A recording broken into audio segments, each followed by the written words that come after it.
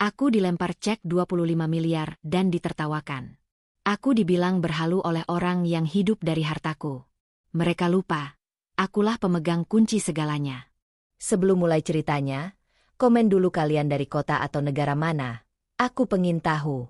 Jangan lupa like, subscribe, dan aktifkan lonceng, supaya channel ini makin berkembang. Livia sudah terbiasa dengan perasaan itu, kenyamanan yang menenangkan tubuh, tetapi menggerus pelan harga diri. Pagi itu, sinar matahari jatuh lembut di ruang makan rumah besar keluarga Arvin. Meja panjang dari kayu solid, piring porselen tertata rapi, aroma kopi hangat, semuanya tampak seperti potongan hidup yang sempurna. Namun di dada Livia, ada tekanan halus yang tak pernah benar-benar pergi.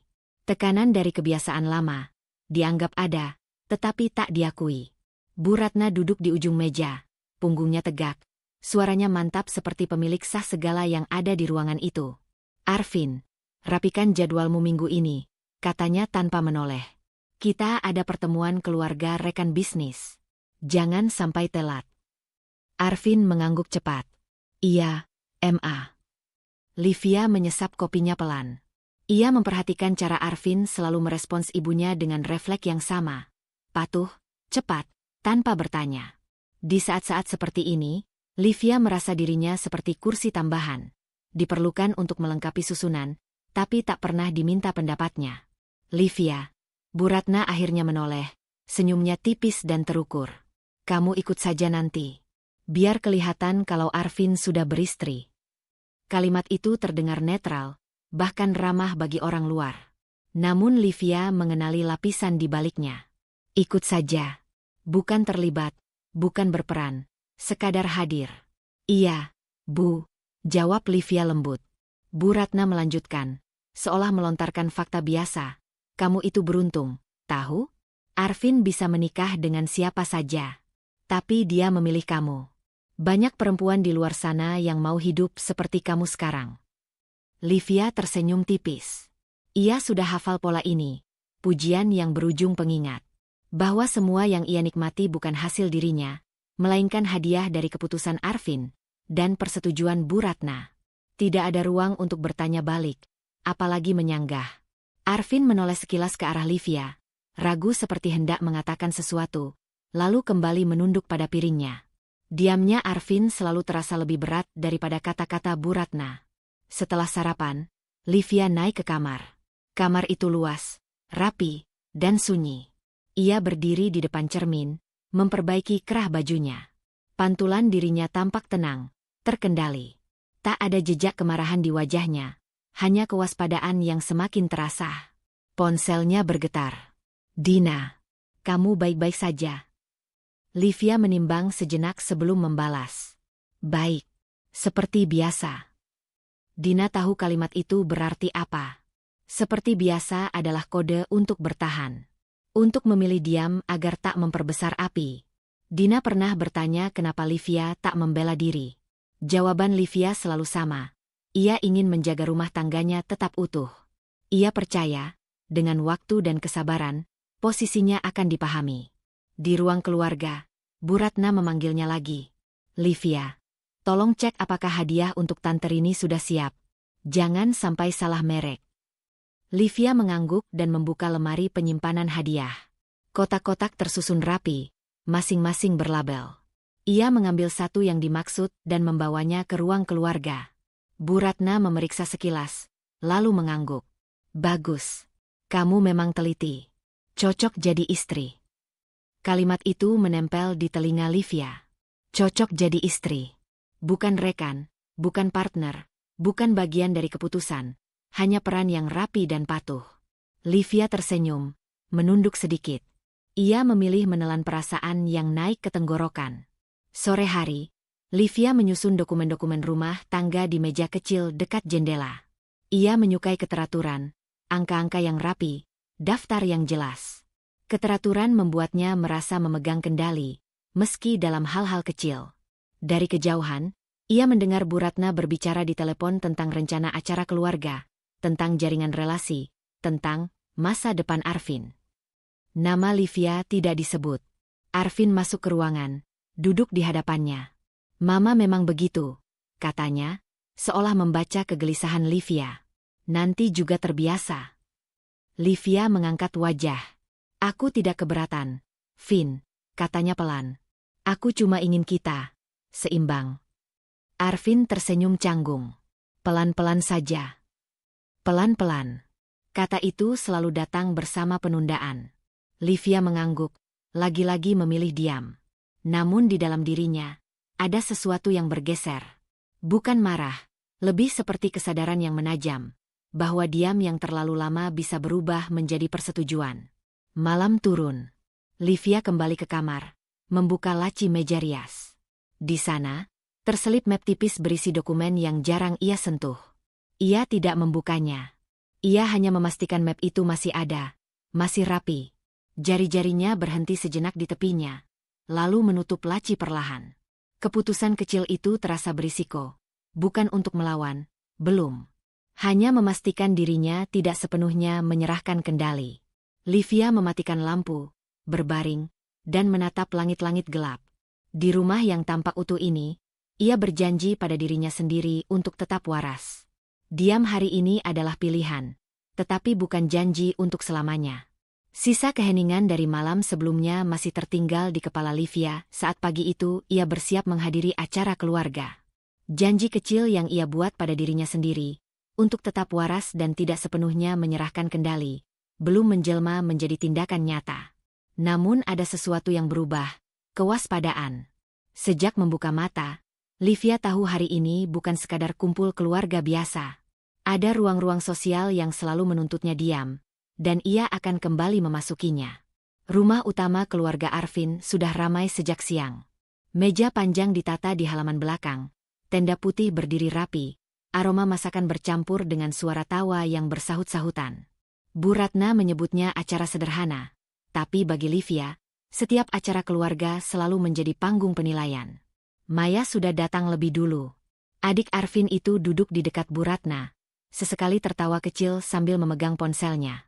Saat melihat Livia datang bersama Arvin, Maya tersenyum dan melambai ringan. Kak Arvin, Kak Livia, sapa Maya. Nada suaranya ceria, tapi matanya cepat menilai situasi. Sudah lama datang? Tanya Arvin. Baru saja, jawab Maya. Ia kembali duduk di sisi Bu Ratna, posisi yang selalu aman, cukup dekat untuk mendengar segalanya, cukup jauh untuk tak ikut menanggung akibat. Livia, sini duduk, panggil Bu Ratna sambil menepuk kursi kosong di sampingnya. Nada suaranya hangat, terkontrol, seolah itu sebuah kehormatan. Livia menurut. Duduk di sana berarti berada tepat di pusat perhatian. Ia merapikan posisinya, memasang senyum sopan. Arvin duduk di seberangnya, sibuk menyapa kerabat lain. Jarak di antara mereka terasa lebih dari sekadar bentangan meja. Percakapan dimulai dengan topik ringan. Cuaca, rencana liburan, kabar saudara. Livia ikut menyahut seperlunya, menjaga agar suaranya tetap netral. Ia sudah terlatih membaca ritme, terlalu aktif dianggap mencari perhatian, terlalu diam dianggap tak tahu diri. Bu Ratna tertawa kecil, lalu menoleh ke arah Maya. Maya, kamu masih ingatkan dulu Arvin hampir dijodohkan dengan anak Pak Surya? Keluarganya jelas, latar belakangnya kuat. Maya mengangguk. Iya, Bu. Aku ingat. Waktu itu sering dibahas. Sendok di tangan Livia berhenti sesaat sebelum kembali bergerak.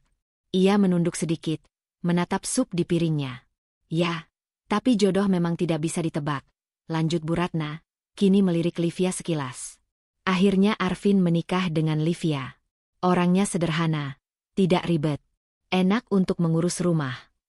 Kalimat itu terdengar ringan, hampir seperti pujian. Namun Livia mengenali tekanan di baliknya. Sederhana, mengurus rumah. Kata-kata yang memposisikannya di satu kotak sempit, rapi, dan tak perlu bergerak kemana-mana. Maya tersenyum kecil. Yang penting Kak Arvin bahagia, Bu. Bu Ratna mengangguk puas. Betul. Dan Livia ini bukan dari keluarga yang macam-macam. Jadi tahu diri. Livia mengangkat wajah. Untuk sesaat, pandangannya bertemu dengan Arvin. Ia tidak menuntut pembelaan besar. Hanya satu kalimat penyeimbang. Sebuah pengakuan kecil bahwa ia bukan sekadar pelengkap dalam narasi orang lain. Arvin menggeser duduknya, membuka mulut, lalu menutupnya kembali. Ia tersenyum tipis dan meneguk minumnya. Diam. Diam Arvin kali ini terasa lebih tajam. Bukan sekadar kebiasaan, tapi pilihan. Livia merasakan dadanya mengencang. Pertanyaan yang selama ini ia tahan kini muncul tanpa bisa dicegah. Jika aku tak dibela di sini, lalu di mana? Tangannya bergerak di bawah meja, jari-jarinya saling mengait. Ia menahan reaksi yang ingin keluar. Bukan karena takut, tapi karena sadar. Setiap reaksi akan dicatat, ditimbang, dan digunakan melawannya. Acara terus berjalan. Tawa kembali terdengar, topik berganti. Maya ikut bercanda, sesekali memanggil Arvin dengan nada manja, seolah tak ada yang janggal. Livia ikut tersenyum, tapi jarak sudah tercipta. Ia ada di sana, namun tak sepenuhnya hadir. Sore itu, Dina menjemput Livia dengan alasan mengajak minum kopi. Begitu Livia duduk di mobil, Dina langsung menangkap perubahan di wajah sahabatnya. Senyum yang terlalu rapi, mata yang terlalu menahan. "Kamu ditahan lagi, ya?" tanya Dina pelan. Livia menatap jalan di depan. "Aku tidak mau bikin suasana jadi buruk." Dina menghela napas. "Kamu makin sering menahan diri, Liv. Bukan meredam, tapi menekan." "Kamu tahu posisiku," jawab Livia lirih. "Aku tahu," sahut Dina. "Makanya aku khawatir. Kalau terus begini, kamu bisa lupa rasanya didengar." Kata-kata itu menancap. Livia terdiam sepanjang perjalanan. Ia menyadari sesuatu. Diamnya kini bukan lagi soal menjaga keharmonisan, tapi tentang bertahan di tempat yang tak memberinya ruang. Malam itu, kembali di kamar, Livia duduk di tepi ranjang. Ia mengingat kembali kalimat Bu Ratna, tatapan Maya yang mengamati, dan diam Arvin yang memilih aman. Tidak ada air mata. Hanya kelelahan yang pelan-pelan berubah menjadi kesadaran. Untuk pertama kalinya, ia membiarkan pertanyaan itu tinggal lebih lama. Apakah aku istri yang setara, atau hanya peran yang nyaman bagi mereka? Ia mematikan lampu, berbaring, dan mengambil satu keputusan kecil. Belum untuk melawan, tapi untuk tidak lagi menghapus perasaannya sendiri. Tekanan batin itu kini menetap, dan Livia tahu, sesuatu yang menetap akan menuntut perubahan. Pertanyaan yang sempat menetap semalam belum sepenuhnya pergi ketika pagi datang. Apakah aku istri yang setara, atau hanya peran yang nyaman? Livia tidak mengulangnya dalam kata-kata, tetapi rasa itu mengendap di dada, mengubah cara ia memandang hal-hal kecil. Diamnya kini tidak lagi kosong. Ada kewaspadaan yang bekerja di baliknya. Arvin tampak lebih rapi dari biasanya pagi itu. Kemejanya disetrika sempurna, wajahnya tegang, seperti seseorang yang membawa urusan penting tapi belum siap membicarakannya. Livia menangkap perubahan itu sejak mereka duduk di ruang keluarga, masing-masing dengan cangkir kopi yang hampir tak disentuh. "Liv," Arvin membuka percakapan dengan suara datar. "Nanti siang aku ada urusan sebentar. Tapi sebelum itu, ada beberapa dokumen yang perlu kamu tanda tangani." Nada suaranya terdengar seperti permintaan biasa, hampir sepele. Namun cara Arvin menghindari tatapan mata Livia membuatnya waspada. "Dokumen apa?" tanya Livia pelan. "Urusan aset keluarga," jawab Arvin cepat. "Formalitas saja. Biar rapi." Formalitas. Kata itu kembali muncul, seperti pelan-pelan dan nanti juga terbiasa. Kata-kata yang sering dipakai untuk menunda penjelasan. Livia tidak langsung menanggapi. Ia menunggu, memberi kesempatan Arvin melanjutkan. Tapi tidak ada penjelasan tambahan. Bu Ratna melintas di ruang itu, seolah kebetulan. "Oh, dokumen itu?" katanya sambil berhenti sejenak. "Tanda tangan saja, Livia. Hal-hal teknis tidak perlu dipikirkan. Kamu kan percaya sama Arvin." Kalimat itu terdengar seperti nasihat, tapi Livia mendengar perintah di baliknya. Ia mengangguk kecil. "Baik, Bu." Siang harinya, Arvin menyerahkan map coklat tipis di meja kerja kecil di kamar mereka. Livia duduk berhadapan dengannya. Di luar, suara aktivitas rumah terdengar samar. Ruangan itu terasa tertutup, seolah mereka sedang berdiri di antara dua dunia, keluarga dan sesuatu yang lebih pribadi. "Kamu bisa baca sekilas saja," kata Arvin, mencoba tersenyum. "Isinya standar." Livia membuka map itu. Lembar demi lembar dokumen tersusun rapi, bahasa hukum yang padat, istilah-istilah yang sering membuat orang menyerah di tengah jalan. Namun Livia tidak terburu-buru. Ia membaca perlahan, jarinya mengikuti baris demi baris. Disinilah kebiasaannya yang jarang diperhatikan orang lain muncul, ketelitian. Awalnya, semuanya tampak biasa. Nama perusahaan, struktur aset, pembagian wewenang. Livia mengangguk kecil, seolah tak ada yang janggal. Namun di halaman berikutnya, matanya berhenti lebih lama. Ada tabel, angka-angka. Dan di sana, namanya tercantum, bukan sebagai tambahan kecil, melainkan sebagai pemegang porsi yang signifikan. Livia tidak langsung bereaksi. Ia mengira salah lihat. Ia membaca ulang, kali ini lebih pelan. Tidak ada kesalahan. Namanya tercatat dengan porsi lebih besar dari yang selama ini diasumsikan semua orang, bahkan mungkin lebih besar dari yang Arvin sadari. Dadanya menghangat, bukan karena bangga, melainkan karena campuran perasaan yang sulit dijelaskan. Heran, curiga, dan kesadaran yang tiba-tiba menyala. Sejak kapan? Pikirnya. Dan kenapa aku tidak pernah diberitahu? Ia melirik Arvin. Suaminya itu duduk dengan bahu sedikit tegang, jari-jarinya saling mengait. Ia tampak seperti orang yang berharap proses ini cepat selesai. Kamu yakin ini hanya formalitas? Tanya Livia. Suaranya tetap tenang. Arvin mengangguk cepat. Iya. Itu cuma pengaturan lama yang diperbarui. Kamu tidak perlu khawatir. Jawaban itu terlalu cepat, terlalu ringan. Livia kembali menunduk, membaca bagian akhir dokumen. Di sana, ada klausul yang memberinya akses lebih luas, hak yang selama ini tidak pernah dibicarakan. Fakta itu berdiri telanjang di atas kertas, kontras dengan narasi yang selama ini ia dengar tentang dirinya. Istri sederhana, pengurus rumah, pelengkap. Livia menutup map itu perlahan. Jantungnya berdetak lebih cepat, tapi wajahnya tetap datar. Di dalam dirinya, dua dorongan bertabrakan, keinginan untuk bertanya dan kebutuhan untuk mengamati. Ia memilih yang kedua. Kalau begitu, aku tanda tangan, katanya. Arvin menghela napas lega, hampir tak disadari. Ia mendorong pulpen ke arah Livia. Saat ujung pena menyentuh kertas, Livia merasakan berat keputusan kecil itu. Tanda tangannya mengikat lebih dari sekadar dokumen. Ia mengikat dirinya pada pengetahuan baru yang berbahaya jika dibuka terlalu cepat. Selesai menandatangani, Livia menyerahkan kembali map itu. Arvin tersenyum, lebih lepas.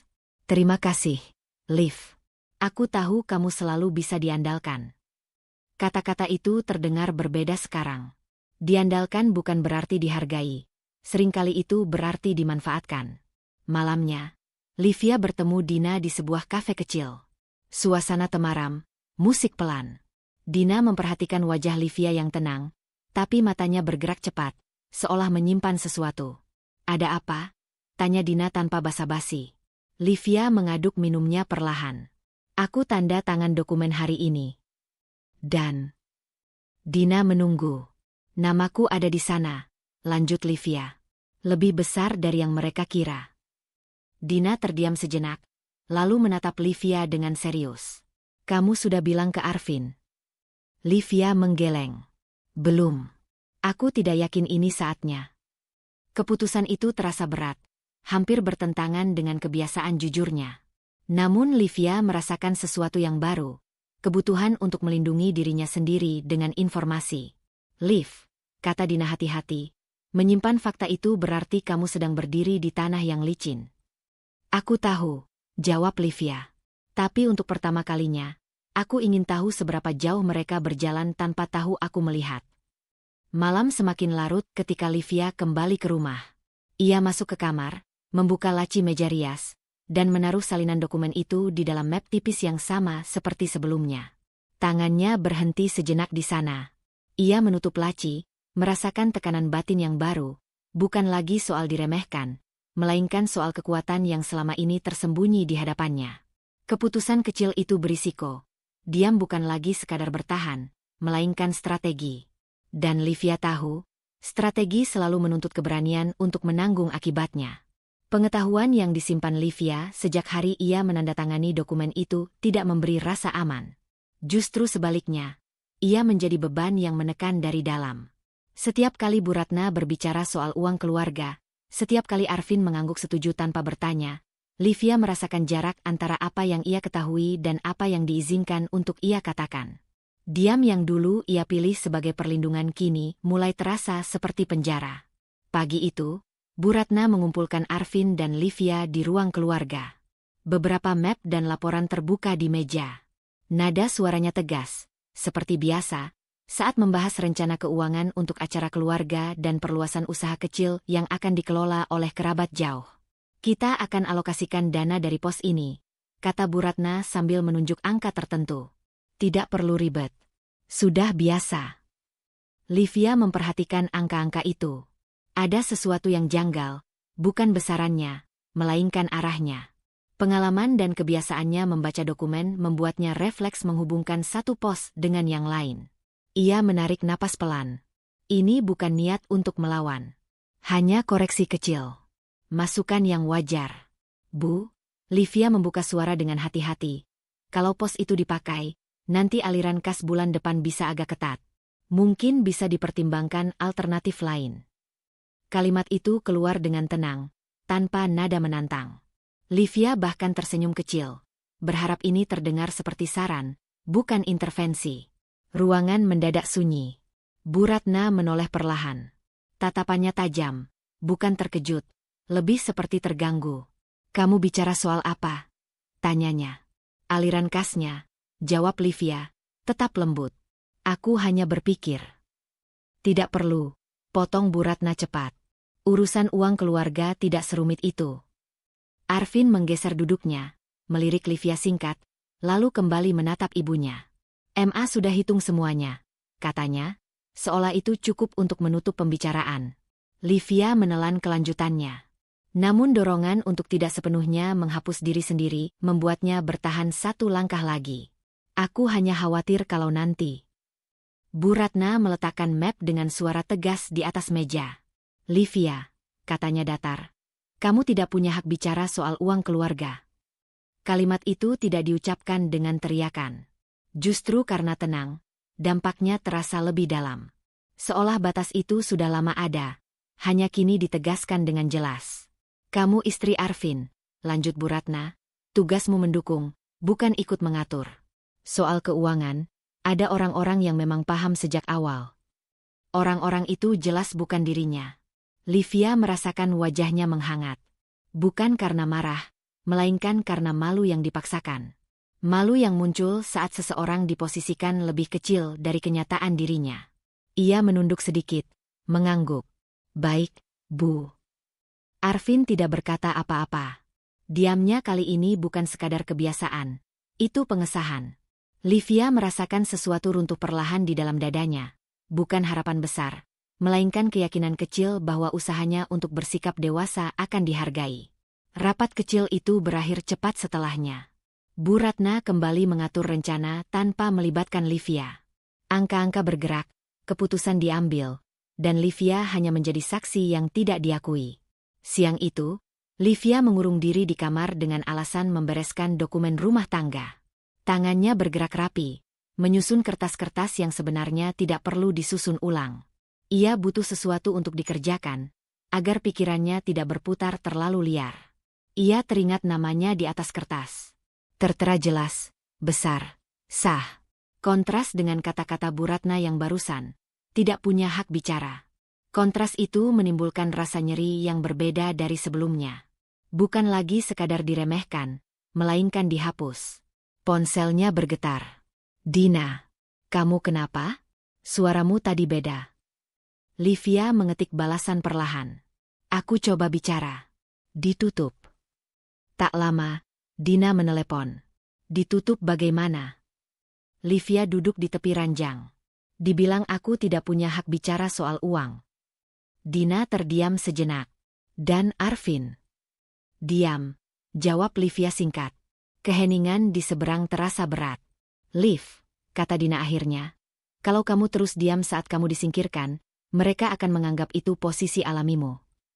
Kalimat itu tidak memicu amarah. Justru memperdalam luka. Livia tahu Dina tidak menyalahkannya. Dina hanya mengingatkan tentang harga yang harus dibayar dari diam yang terlalu lama. Sore menjelang malam, Arvin masuk ke kamar. "Ma agak sensitif soal uang," katanya. "Seperti biasa. Kamu jangan ambil hati." Livia menatap suaminya. "Aku tidak bermaksud mengatur," katanya pelan. "Aku hanya memberi masukan." Arvin menghela napas. "Aku tahu. Tapi kamu juga tahu posisi kita." "Posisi kita." Lagi-lagi frasa itu. Selalu ada posisi, selalu ada batas. Livia mengangguk. Ia tidak ingin percakapan ini berubah menjadi pertengkaran. Namun ada sesuatu yang berubah dalam dirinya. Kesadaran bahwa batas itu tidak akan bergeser dengan pengertian semata. Malam itu, Livia kembali membuka laci meja rias. Ia mengeluarkan map tipis itu, memeriksa isinya sekilas, lalu menutupnya kembali. Jari-jarinya berhenti di sana lebih lama dari biasanya. Luka harga dirinya kini bukan lagi sekadar perih. Ia menjadi lapisan dalam yang mengeras. Sebuah pengingat bahwa ia tidak bisa selamanya berharap diakui oleh orang yang diuntungkan oleh ketidakberdayanya. Livia menutup laci, mematikan lampu, dan berbaring dalam gelap. Ia belum siap melawan. Tapi untuk pertama kalinya, ia mempertimbangkan satu keputusan kecil yang berisiko. Berhenti menawarkan diri di ruang yang jelas-jelas tidak menginginkannya. Keputusan kecil yang sempat terlintas semalam, untuk berhenti menawarkan diri di ruang yang jelas-jelas menolaknya, belum sepenuhnya matang ketika pagi datang. Namun dampaknya terasa. Livia bergerak lebih hemat, berbicara seperlunya, dan menahan dorongan lama untuk merapikan sesuatu yang bukan urusannya. Diamnya berubah bentuk, bukan lagi sikap menjaga, melainkan jarak yang sengaja ia pasang agar tidak terluka lebih jauh. Rumah kembali sibuk. Bu Ratna keluar masuk ruang keluarga dengan agenda yang tak pernah berhenti. Arvin mengikuti dari belakang seperti bayangan yang setia. Livia mengamati dari kejauhan. Setiap kali ia teringat kalimat "kamu tidak punya hak bicara soal uang keluarga", dadanya terasa ditekan dari dalam. Bukan marah, lebih seperti kesadaran pahit bahwa niat baiknya dibaca sebagai pelanggaran. Menjelang siang, Bagas datang. Ia bukan tamu yang sering muncul di ruang keluarga. Biasanya ia bertemu Bu Ratna dan Arvin di ruang kerja. Namun hari itu, Bu Ratna meminta Livia menemani. Alasannya sederhana, biar sekalian dengar. Kalimat yang terdengar inklusif, tapi dibingkai oleh batas tak kasat mata. Bagas menyalami Livia dengan sopan. Sikapnya netral, profesional, tidak berlebihan. Ia tahu perannya di rumah ini, mengurus angka, menjaga struktur, tidak mencampuri emosi. Namun tatapannya menyimpan kehati-hatian, seolah menyadari ada sesuatu yang sedang diuji. Pembahasan berjalan teknis.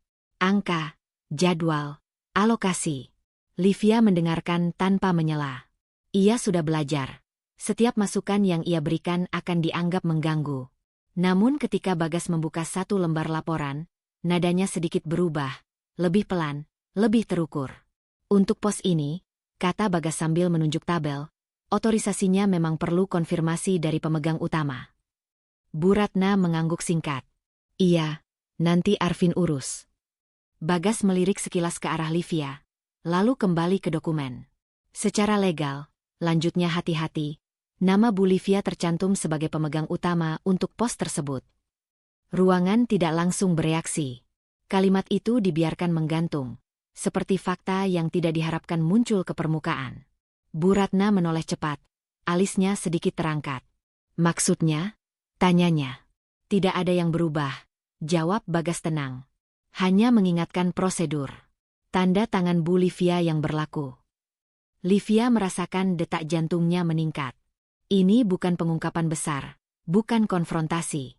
Hanya pengingat kecil, halus, hampir tak terdengar. Namun efeknya terasa seperti batu yang dijatuhkan ke air tenang. Bu Ratna mengatupkan bibirnya. "Itu urusan teknis," katanya singkat. "Selama ini tidak ada masalah." "Benar," sahut Bagas. "Dan semoga tetap begitu." Percakapan berlanjut, tapi nada sudah berubah. Livia tetap diam. Ia tidak mengoreksi, tidak menambahkan. Ia membiarkan fakta itu berdiri sendiri, sejenak, lalu tertutup kembali oleh agenda lain. Namun dalam dirinya, sesuatu mengeras.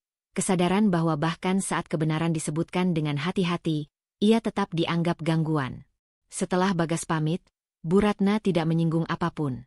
Diam yang dipilihnya bukan tanda setuju, melainkan cara menyimpan catatan. Arvin juga tidak bertanya. Ia sibuk dengan ponselnya, menghindari topik yang berpotensi membuatnya memilih sisi. Sore itu, Dina mengajak Livia bertemu. Kali ini bukan sekadar kopi. Dina ingin melihatnya secara langsung. Mereka duduk di sudut kafe yang tenang. Dina memerhatikan cara Livia meletakkan tas, cara ia memesan minuman. Semuanya rapi, terkendali. Terlalu terkendali. Bagas datang hari ini, kata Livia membuka pembicaraan. Dina mencondongkan badan. Dan ia mengingatkan sesuatu. Halus. Tentang posisiku di dokumen. Dina tidak tersenyum. Kamu sudah tahu itu? Iya, jawab Livia. Tapi mendengarnya disebut di depan mereka, rasanya beda. Beda bagaimana? Livia mengaduk minumnya. Seperti melihat diriku sendiri dari luar. Ada hak, ada kuasa, tapi aku memilih berdiri di luar pintu. Dina menghela napas pelan. Liv, kamu tidak merendahkan diri dengan diam. Kamu menghapus dirimu sendiri. Kalimat itu menusuk lebih dalam daripada teguran sebelumnya. Livia terdiam. Ia ingin membantah, mengatakan bahwa diam adalah pilihan dewasa. Tapi ingatan tentang rapat pagi, tentang kata-kata Bu Ratna, tentang Arvin yang memilih aman, semuanya berbaris rapi, membantah pembelaannya sendiri. Aku hanya tidak ingin jadi orang yang dianggap serakah, kata Livia lirih. Menjaga hakmu bukan serakah, sahut Dina tegas. Terus merendahkan diri di depan orang yang sudah memutuskan posisimu. Itu yang membuatmu diinjak. Livia menatap sahabatnya. Ada kejujuran yang tidak menghakimi di sana. Dina tidak memintanya melawan sekarang. Hanya meminta satu hal, berhenti meminimalkan diri. Malamnya, kembali di rumah, Livia melewati ruang keluarga tanpa berhenti. Bu Ratna sedang menelepon. Suaranya mantap. Arvin duduk di sampingnya, mendengarkan. Tidak ada panggilan untuk Livia. Tidak ada kebutuhan akan kehadirannya. Dan untuk pertama kalinya, Livia tidak merasa bersalah karenanya. Di kamar, ia membuka laci meja rias dan mengeluarkan map tipis itu. Dokumen-dokumen tersusun rapi, namanya tercetak jelas. Ia tidak membaca ulang semuanya. Ia hanya memastikan satu hal, ia tidak salah ingat, tidak berhayal. Livia menutup map itu dan memasukkannya kembali. Namun kali ini, ia memindahkannya ke tempat yang lebih mudah dijangkau. Perubahan kecil, nyaris tak berarti, namun berisiko. Karena memindahkan sesuatu berarti siap menggunakannya. Ia duduk di tepi ranjang, merasakan tekanan batin yang berubah arah. Bukan lagi luka karena ditolak, melainkan ketegangan karena menyadari. Diamnya selama ini telah dibaca sebagai izin. Dan jika ia terus diam, pijakan itu akan semakin dalam. Livia menarik napas panjang. Keputusan kecil malam itu bukan untuk berbicara lebih keras, melainkan untuk berhenti merendahkan diri, dan menerima konsekuensi apapun yang datang dari sikap itu. Sejak pagi, dada Livia terasa sesak oleh keputusan yang tak bisa ia tarik kembali. Diam yang selama ini ia pilih telah berubah menjadi beban yang menghimpit. Ia tidak lagi ingin menjelaskan diri, tapi juga tidak sanggup terus disangkal. Hari itu, ia tahu, sesuatu akan pecah, entah harga dirinya, atau rumah tangga yang selama ini ia jaga sendirian. Ruang keluarga terasa dingin meski matahari sudah tinggi. Bu Ratna duduk dengan sikap berkuasa seperti biasa. Arvin di sisinya, tenang tapi tertutup. Livia berdiri sejenak sebelum duduk. Tangannya menggenggam sebuah amplop coklat tipis. Isinya satu lembar cek yang sudah lama ia simpan, bukan untuk pamer, melainkan sebagai pengingat bahwa dirinya tidak sepenuhnya kosong seperti yang selalu mereka anggap. Aku mau bicara, kata Livia akhirnya. Suaranya tenang, nyaris datar. Bu Ratna melirik singkat. Soal apa lagi? Soal aset, jawab Livia. Yang atas namaku. Arvin langsung menoleh. Liv, jangan mulai hal aneh. Ini bukan aneh, kata Livia pelan. Aku punya hak. Bu Ratna tertawa kecil, lalu makin keras. Hak. Ia bangkit berdiri. Kamu dengar dirimu sendiri. Livia menarik napas dan membuka amplop itu. Ia mengeluarkan cek tersebut dan meletakkannya di atas meja. Nominalnya jelas, 25 miliar rupiah, tulisannya rapi, sah. Tangannya sedikit bergetar, tapi matanya tegak. Ini salah satunya, ujar Livia. Aku tidak berhayal. Ruangan mendadak sunyi. Arvin menatap cek itu, lalu menatap Livia dengan ekspresi campur aduk antara kaget dan jengkel. Bu Ratna mendekat. Ia tidak membaca dengan saksama. Ia tidak perlu. Baginya, keberanian Livia saja sudah merupakan penghinaan. Lalu, dengan satu gerakan cepat, Bu Ratna meraih cek itu dari tangan Livia. Kamu benar-benar sudah gila, katanya. Suaranya naik tajam. Bu, Livia belum selesai bicara. Dasar halu. Kalimat itu diteriakkan bersamaan dengan gerakan tangannya. Cek itu dilempar tepat ke wajah Livia. Kertas tipis itu mengenai pipinya sebelum jatuh ke lantai, seperti bukti yang diinjak sebelum sempat dipahami. Kalau itu uangmu, lanjut Bu Ratna dengan napas memburu, kamu tidak akan hidup menumpang di rumah ini. Kamu tidak akan diam setiap kali aku bicara. Arvin berdiri mendadak. Wajahnya memerah. Apa yang kamu lakukan, Liv? Bentaknya. Kamu sadar tidak? Kamu mempermalukan keluarga kita. Aku tidak bohong, suara Livia bergetar, tapi ia tetap berdiri. Namaku ada di sana. Itu hayalanmu. Arvin menunjuk cek di lantai. Kamu bikin drama supaya terlihat penting. Kalimat itu menghantam lebih keras daripada teriakan Bu Ratna. Livia menatap suaminya, pria yang seharusnya menjadi pelindungnya, dan mendapati tidak ada ruang aman tersisa. Bu Ratna menyilangkan tangan. Perempuan tidak tahu diri. Sudah hidup enak, masih berani mengklaim yang bukan haknya. Livia membungkuk perlahan, mengambil cek itu dari lantai. Tangannya gemetar hebat kali ini. Ia menatap kertas itu sejenak, lalu menegakkan tubuhnya. Aku tidak akan membuktikan apapun hari ini, katanya lirih. Kalian sudah memutuskan aku berbohong. Arvin mendengus. Karena memang begitu. Itulah titiknya. Bukan lagi marah. Bukan lagi sedih. Sesuatu di dalam diri Livia benar-benar runtuh. Harga diri yang selama ini ia jaga dengan diam, dengan sabar, dengan menelan hinaan, hari itu diinjak, disaksikan, dan dibiarkan. Ia berbalik tanpa menunggu izin. Langkahnya pelan, tapi mantap. Di balik pintu kamar, tubuhnya akhirnya goyah. Ia terduduk di lantai, menggenggam cek itu erat-erat, bukan sebagai harta, melainkan sebagai bukti bahwa kebenaran pun bisa dihina jika pemiliknya dianggap tidak layak. Tangisnya tidak meledak. Ia jatuh diam-diam, seperti dirinya selama ini. Namun malam itu, di depan cermin, Livia menatap wajahnya sendiri. Bekas merah di pipinya masih terasa. Dan untuk pertama kalinya, pertanyaan di kepalanya berubah. Bukan lagi, apa yang salah denganku? Melainkan, berapa lama lagi aku mau diinjak? Ini titik hancur, bukan balasan. Dan dari titik inilah, diam Livia berubah menjadi sesuatu yang jauh lebih berbahaya. Pagi itu, Livia bangun tanpa sisa tangis. Tidak ada mata bengkak, tidak ada napas tersengal. Yang ada hanya kekosongan yang rapi, seperti ruangan yang baru saja disapu setelah sesuatu pecah. Ia bangkit dari ranjang dengan gerakan terukur, mengambil cek dari laci, lalu memasukkannya ke dalam map tipis yang sama. Tidak ada ritual. Tidak ada jeda. Seolah benda itu hanya kertas biasa. Padahal semalam, ia menjadi alat penghinaan paling telak yang pernah ia terima. Livia keluar kamar dan berjalan melewati ruang keluarga. Bu Ratna sudah di sana, berbicara dengan nada tinggi melalui telepon. Arvin duduk di sofa, menunduk menatap layar ponsel, ekspresinya kaku. Tidak satu pun dari mereka menoleh saat Livia melintas.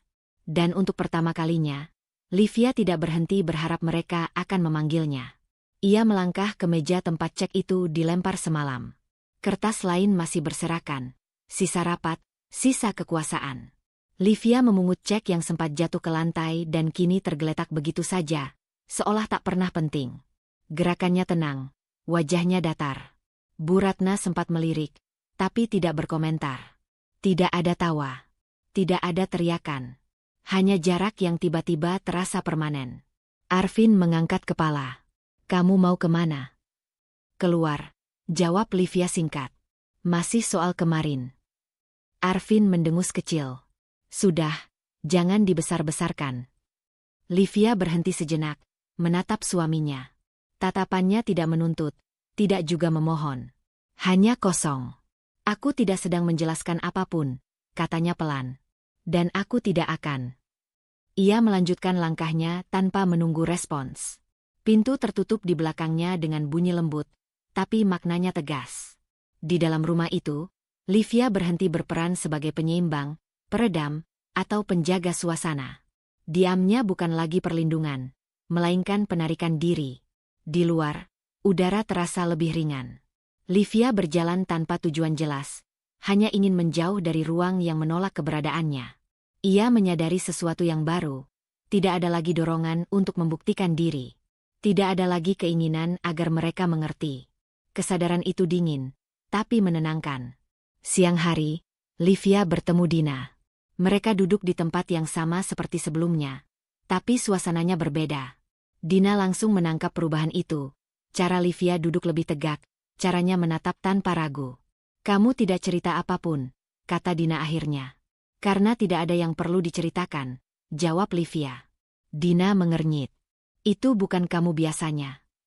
Aku juga tidak ingin jadi aku yang lama.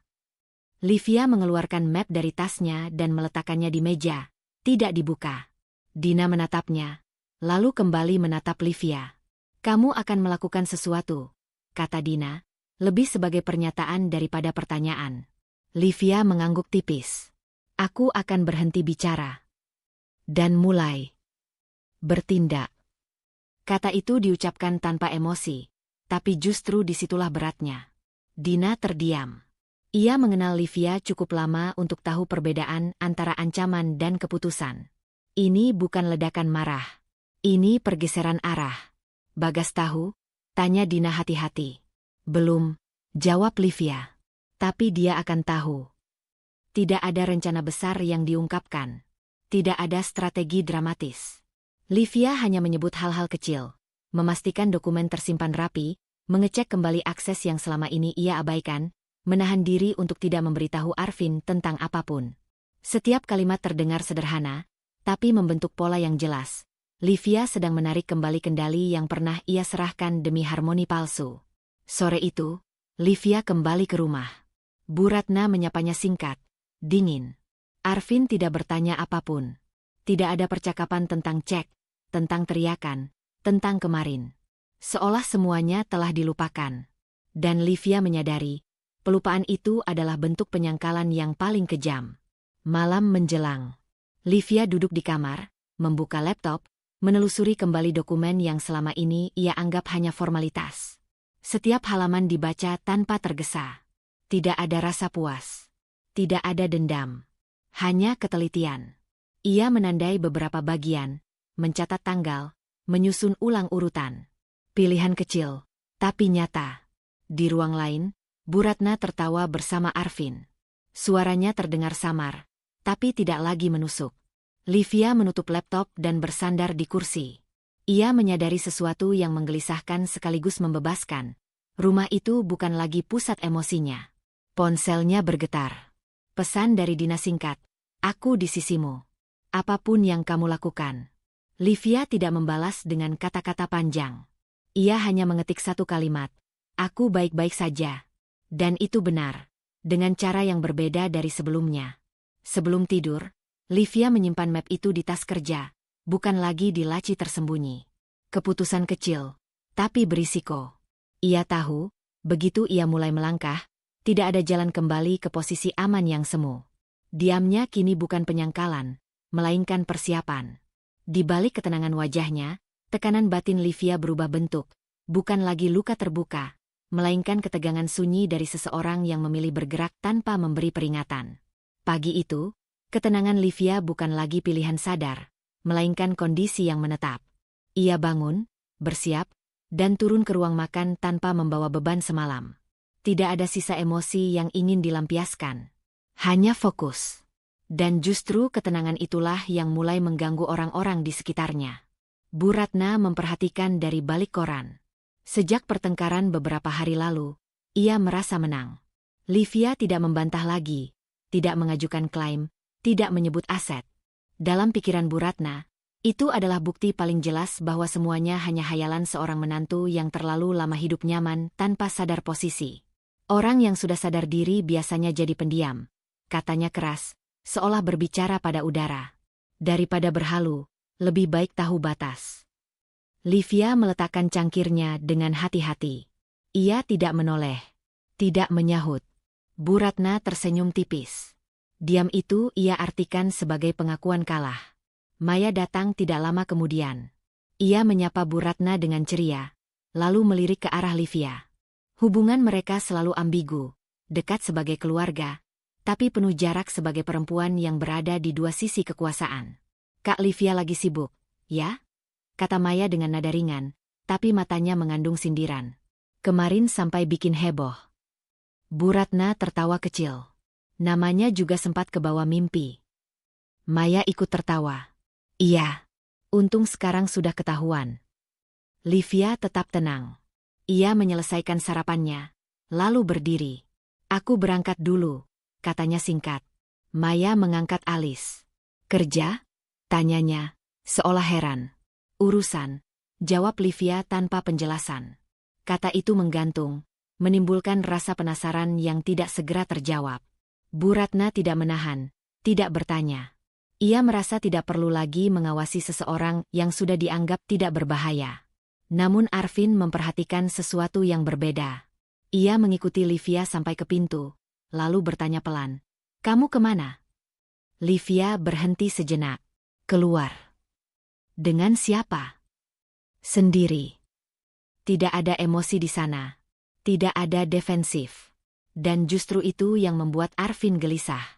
Livia yang biasa menjelaskan, kini memilih menutup. Pintu tertutup perlahan, meninggalkan Arvin dengan perasaan tidak enak yang tidak bisa ia jelaskan. Sepanjang hari, Bu Ratna semakin terang-terangan meremehkan Livia. Di telepon, di depan staf rumah, bahkan di hadapan Maya, ia mengulang cerita versi dirinya, tentang menantu yang kebanyakan nonton drama dan lupa diri. Setiap kali menyebutnya, ia tertawa. Kemenangan terasa lengkap ketika tidak ada perlawanan. Maya ikut menambah tekanan. Saat Livia pulang sore hari, Maya menunggunya di ruang keluarga. Kak Livia, katanya dengan nada seolah prihatin. Aku cuma mau bilang, hati-hati ya. Jangan sampai stres bikin kakak salah paham sama diri sendiri. Aku baik-baik saja, jawab Livia. Itu yang berbahaya, balas Maya cepat. Orang yang berhalu biasanya merasa paling benar. Livia menatap Maya. Tatapannya datar, tanpa reaksi. Maya mendadak merasa canggung, seolah berbicara pada dinding. Ia tertawa kecil untuk menutupi ketidaknyamanannya, lalu berpaling. Arvin melihat semua itu dari kejauhan. Ia menunggu Livia masuk kamar sebelum menyusul. Kamu kenapa sih? Tanyanya akhirnya. Kamu aneh. Livia membuka tasnya, menyusun barang-barangnya rapi. Aku tidak aneh. Kamu terlalu tenang, desak Arvin. Biasanya kamu marah atau setidaknya membela diri. Apa gunanya? Tanya Livia, menatap Arvin. Kamu tidak pernah mendengar. Kalimat itu tidak diucapkan dengan nada menuduh. Justru karena datarnya, Arvin merasa tertampar. Ia membuka mulut, lalu menutupnya kembali. Tidak ada bantahan yang siap ia keluarkan. Malam itu, Bu Ratna kembali merasa puas. Ia melihat Livia makan malam tanpa bicara, lalu langsung naik ke kamar. Bagi Bu Ratna, itu tanda tunduk. Namun di kamar, Livia membuka laptop dan kembali memeriksa catatan yang ia buat kemarin. Ia menandai satu hal lagi, lalu menutupnya. Tidak ada rasa tergesa. Setiap langkah kecil diambil dengan perhitungan. Ponselnya bergetar. Pesan dari Dina singkat. Mereka makin menekan? Livia membalas, biarkan. Kata itu bukan pasrah. Itu strategi. Di ruang keluarga, Arvin duduk sendiri. Ia mencoba menonton televisi, tapi pikirannya terus kembali pada wajah Livia yang terlalu tenang. Ada jarak baru yang ia tidak tahu cara menembusnya. Untuk pertama kalinya, ia bertanya-tanya apakah diam Livia bukan tanda kalah, melainkan awal dari sesuatu yang tidak bisa ia kendalikan. Ketenangan yang dipilih Livia sejak beberapa hari lalu kini terasa berbeda. Bukan lagi sekadar jarak emosional, melainkan bentuk kendali yang ia pegang tanpa suara. Ia bangun pagi dengan rutinitas yang sama, tapi ada keputusan yang sudah matang di kepalanya. Keputusan yang tidak perlu diumumkan, tidak perlu dibenarkan. Setelah meninggalkan rumah, Livia langsung menuju tempat yang selama ini hanya ia datangi sebagai formalitas. Ruangan itu dingin dan tertib, dengan orang-orang yang terbiasa bekerja berdasarkan sistem, bukan perasaan. Di hadapan layar dan berkas, Livia tidak terlihat ragu. Ia menyebutkan namanya, menyampaikan maksudnya singkat, dan mengonfirmasi hak akses yang memang tercatat atas namanya. Tidak ada dialog dramatis. Tidak ada pembelaan diri. Prosesnya berjalan sebagaimana mestinya, seperti kebenaran yang akhirnya diperlakukan secara normal. Saat satu persatu akses itu diaktifkan, Livia merasakan sesuatu yang aneh. Bukan puas, bukan lega, melainkan hening yang mantap. Seolah untuk pertama kalinya, hidupnya kembali sejajar dengan fakta. Sore harinya, dampak kecil mulai terasa di rumah. Bu Ratna mengernyit ketika seorang staf rumah datang dengan wajah ragu. "Bu, kartu operasional untuk pembayaran vendor belum bisa diproses." "Apa maksudnya belum bisa?" Bu Ratna mengangkat suara. "Katanya perlu konfirmasi tambahan," jawab staf itu hati-hati. "Biasanya langsung jalan." Bu Ratna mendecak. Sudah puluhan kali dipakai. Tidak mungkin tiba-tiba bermasalah. Ia menoleh ke Arvin yang sedang duduk di ruang makan. "Kamu cek." Arvin mengangguk, meski raut wajahnya menunjukkan kebingungan. Ia menelepon beberapa pihak, menunggu, lalu menutup telepon dengan dahi berkerut. "Mereka bilang sistemnya berubah," katanya. "Perlu persetujuan pemegang akses utama." "Pemegang apa?" Bu Ratna tertawa singkat, tidak percaya. "Sejak kapan?" Tidak ada jawaban yang memuaskan. Sore itu, satu persatu hal kecil tersendat. Bukan yang besar, bukan sesuatu yang langsung mengganggu citra. Hanya keterlambatan, penundaan, dan jawaban normatif yang terasa mengganggu ritme yang selama ini berjalan mulus. Livia pulang menjelang malam. Ia melewati ruang keluarga dengan sikap biasa. Bu Ratna menatapnya sejenak, lalu kembali pada ponselnya. Belum ada tuduhan. Belum ada kemarahan. Hanya rasa tidak nyaman yang belum menemukan sasaran. Saat makan malam, Maya ikut bergabung. Ia mengeluh soal janji layanan yang tertunda dan acara yang harus dijadwal ulang. "Aneh ya," katanya. "Biasanya semua cepat." Bu Ratna tersenyum kaku. "Pasti masalah teknis. Sistem sekarang ribet." Livia mendengar, tapi tidak menimpali. Ia fokus pada makanannya, seolah percakapan itu tidak menyentuhnya sama sekali. Sikap itu justru membuat Bu Ratna makin gelisah. Ada sesuatu yang berubah, dan Livia tidak lagi terlihat sebagai penonton. Malam itu, Arvin masuk kamar dengan langkah pelan. Ia melihat Livia sedang menutup laptop. "Kamu tahu soal masalah hari ini?" tanyanya. Livia mengangguk kecil. "Sedikit." "Kamu tidak kepikiran apa penyebabnya?" "Aku tidak bertanya," jawab Livia jujur. Jawaban itu membuat Arvin terdiam. Ia menatap istrinya, mencoba membaca wajah yang kini sulit ia tebak. Tidak ada kepanikan, tidak ada pembelaan. Hanya ketenangan yang terasa asing. Di ruang lain, Bu Ratna duduk sendirian. Ia membuka ulang catatan dan riwayat pembayaran. Semuanya tercatat rapi, tapi ada satu benang merah yang mengganggu. Setiap hambatan hari ini berkaitan dengan pos-pos yang namanya jarang ia perhatikan. Nama itu kini terasa seperti bayangan. Bu Ratna menggeleng pelan. "Tidak mungkin," gumamnya. "Itu hanya kebetulan."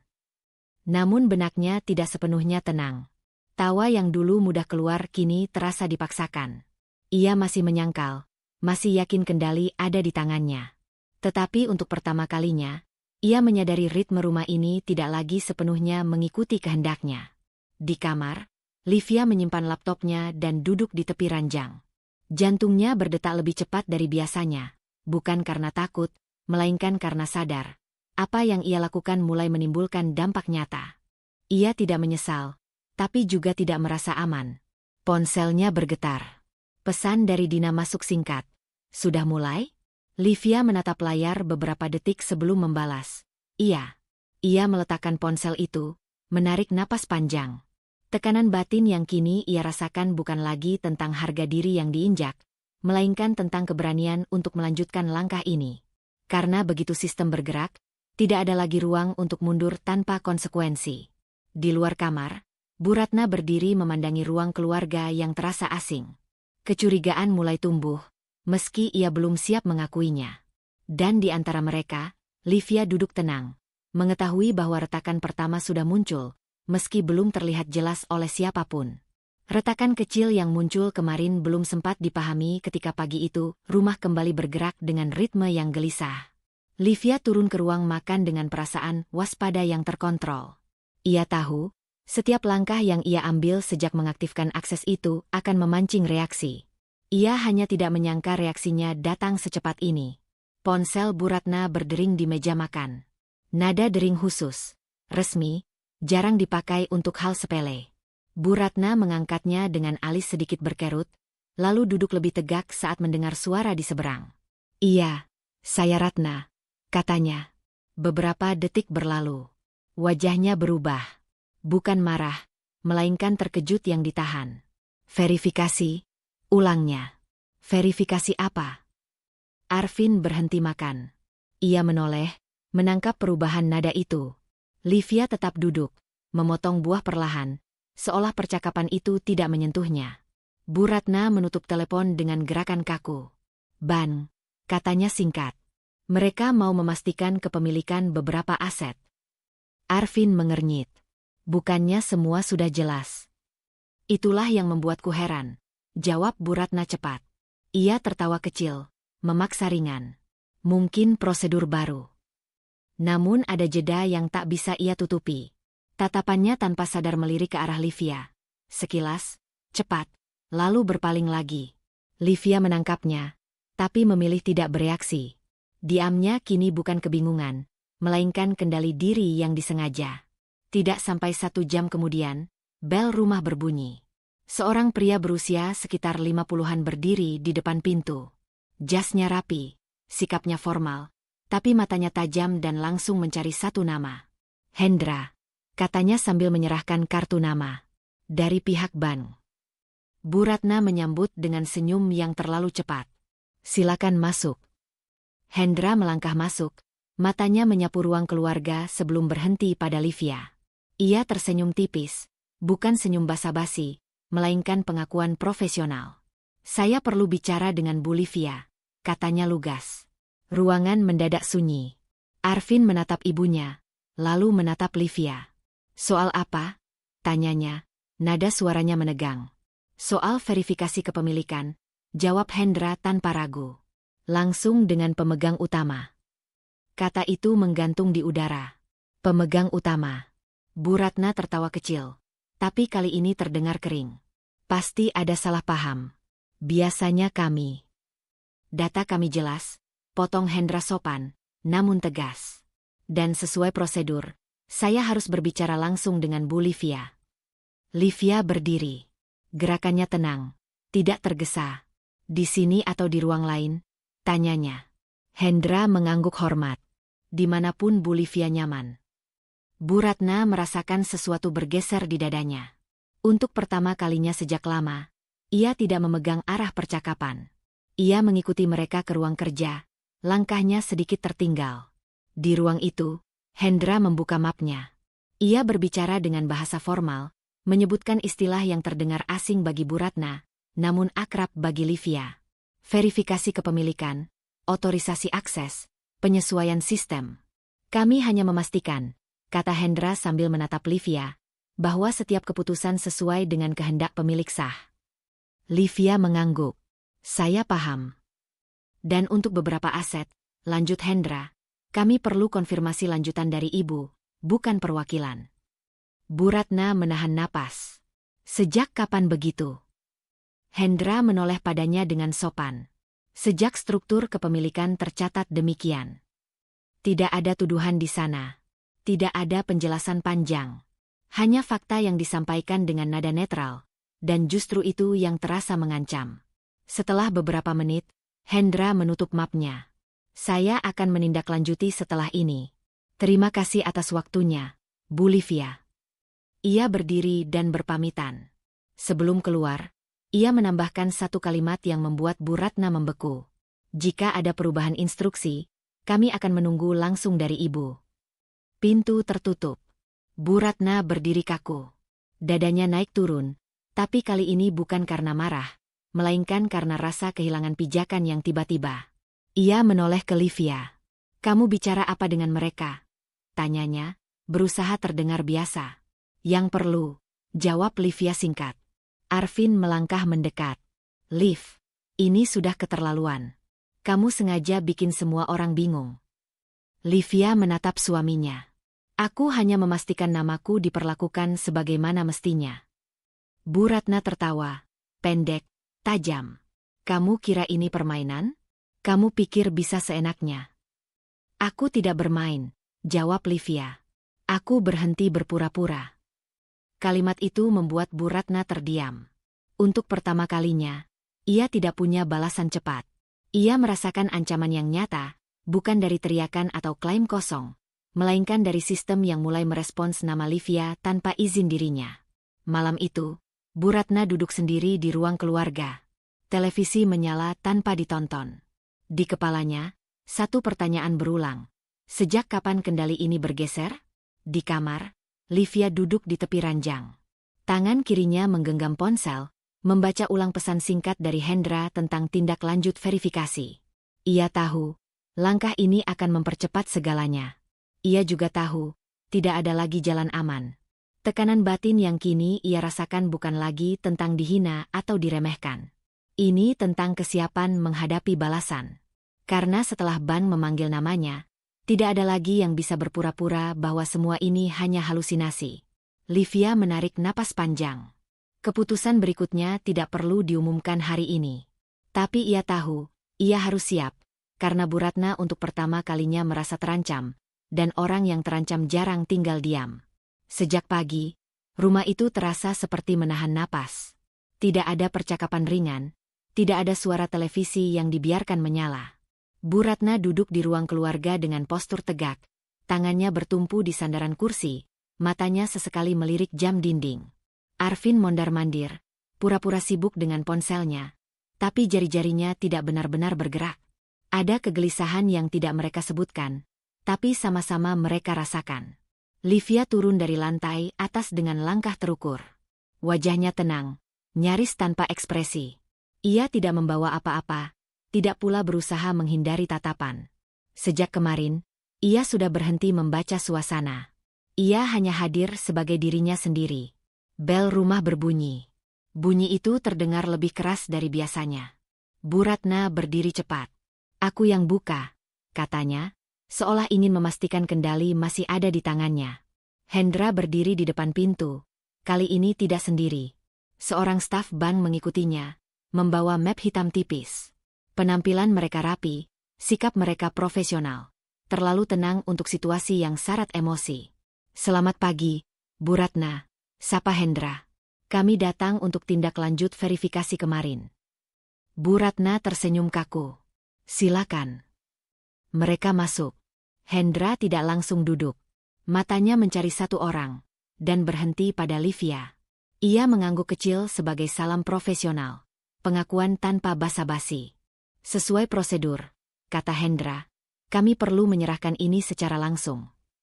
Ia memberi isyarat pada stafnya. Map hitam itu dibuka. Dari dalamnya, Hendra mengeluarkan sebuah kotak kecil, berwarna gelap, sederhana, tapi jelas bukan benda sembarangan. Arvin menghentikan langkahnya. Bu Ratna menegang. Hendra melangkah satu langkah ke depan, bukan ke arah Bu Ratna, bukan ke arah Arvin, melainkan ke arah Livia. Bu Livia, ucapnya dengan suara tenang dan jelas, cukup keras untuk didengar semua orang. Ini kartu prioritas yang terhubung langsung dengan akses finansial atas nama Anda. Ia membuka kotak itu. Di dalamnya, sebuah black card terbaring rapi, berkilau tenang, dengan satu nama tercetak jelas. Nama Livia. Tidak ada efek suara dramatis. Tidak ada musik. Tapi keheningan yang menyusul terasa seperti benturan keras. Bu Ratna menatap kartu itu tanpa berkedip. Wajahnya perlahan kehilangan warna. Mulutnya sedikit terbuka, tapi tidak ada suara yang keluar. Untuk pertama kalinya, ia tidak tahu harus berkata apa. Arvin melangkah mendekat, menatap kartu itu, lalu menatap Livia. "Ini, apa maksudnya?" Suaranya serak. Hendra menjawab sebelum Livia sempat bergerak. "Ini bentuk konfirmasi akhir dari sistem kami. Akses penuh berada pada Bu Livia. Setiap penggunaan, pembatasan, atau perubahan akan merujuk pada otoritas beliau." Bu Ratna tertawa pendek. Bukan tawa mengejek, melainkan refleks orang yang pikirannya menolak kenyataan. "Ini tidak mungkin," katanya pelan. "Pasti ada kesalahan." Hendra menggeleng. "Tidak ada, Bu." Ia menyerahkan kotak itu ke tangan Livia. Livia menerimanya tanpa ragu. Tangannya tidak gemetar. Wajahnya tetap tenang. Ia tidak mengangkat kartu itu, tidak menatapnya lama-lama. Ia hanya menutup kotaknya kembali dan memegangnya seperti benda biasa. Sikap itulah yang menghantam paling keras. Semua klaim, halu, runtuh bukan karena Livia membalas, bukan karena ia bicara, melainkan karena sistem yang selama ini mereka percaya justru berdiri di pihaknya. Arvin mundur setengah langkah. Wajahnya berubah, campuran bingung, takut, dan sesuatu yang menyerupai penyesalan, tapi belum cukup matang untuk diakui. "Kamu tahu sejak kapan?" tanyanya lirih pada Livia. Livia menatapnya. Tatapannya tidak dingin, tapi juga tidak hangat. "Cukup lama." "Kenapa kamu diam?" desak Arvin. "Kenapa kamu biarkan semua ini?" Livia tidak menjawab. Ia memilih diam, bukan karena tidak punya kata-kata, melainkan karena tidak lagi merasa perlu menjelaskan kebenaran yang akhirnya berdiri sendiri. Bu Ratna melangkah maju.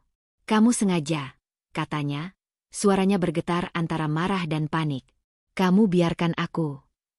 Hendra berdehem pelan, memotong dengan sopan tapi tegas. "Maaf, Bu Ratna. Ini murni prosedural. Tidak ada unsur pribadi." Kalimat itu seperti palu terakhir. Bukan tuduhan, bukan pembelaan, hanya penegasan bahwa dunia di luar rumah ini tidak tunduk pada emosi atau hierarki keluarga. Setelah semua penjelasan teknis disampaikan, Hendra berpamitan. Sebelum pergi, ia menoleh pada Livia. "Jika ibu memerlukan penyesuaian lebih lanjut," katanya, "kami siap mengikuti instruksi ibu." Pintu tertutup. Ruangan itu kini sepenuhnya sunyi. Bu Ratna berdiri terpaku, seolah seluruh pijakan hidupnya bergeser beberapa inci ke samping. Ia tidak lagi bicara, tidak lagi tertawa, tidak lagi meremehkan. Yang tersisa hanya tatapan kosong pada lantai, tempat cek itu pernah jatuh, tempat hinaan itu pernah dilemparkan. Livia berdiri di tengah ruangan, tegak. Ia tidak tersenyum, tidak menangis, tidak menunjukkan kemenangan. Dalam batinnya, ada rasa asing yang muncul, bukan lega, bukan puas, melainkan kesadaran pahit bahwa pembuktian tidak selalu membawa kedamaian. Arvin menatapnya lama, seolah baru benar-benar melihat istrinya. "Liv," katanya, nyaris berbisik. Livia mengangkat tangan sedikit, menghentikannya. Ia tidak ingin percakapan itu sekarang. Ia berbalik dan melangkah menuju kamar. Di belakangnya, Bu Ratna perlahan duduk, tubuhnya tampak lebih kecil dari biasanya.